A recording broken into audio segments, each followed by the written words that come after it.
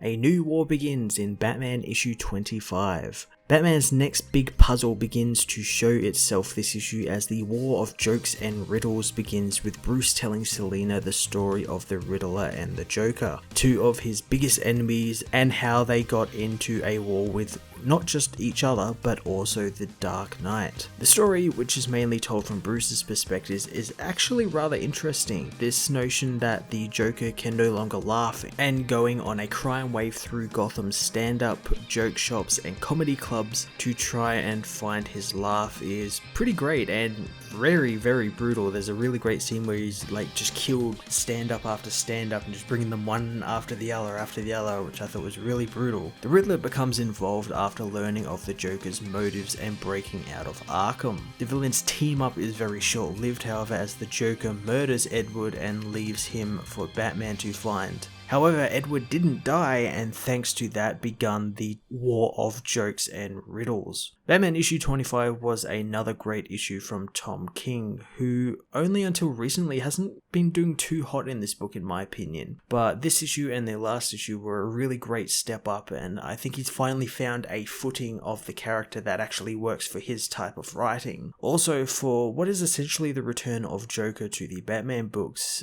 King did a really great job of giving us just enough of him so that it doesn't turn the book into what would essentially be a Joker wank fest, but something that's sort of like in that middle ground where it's not too much, not too little, it's just the right amount. It's really his big return outside of Dark Days, of course, to the comics, and it's done in a really great way, and it's made even stronger by a great and interesting story. I'm going to give this issue a 9 out of 10.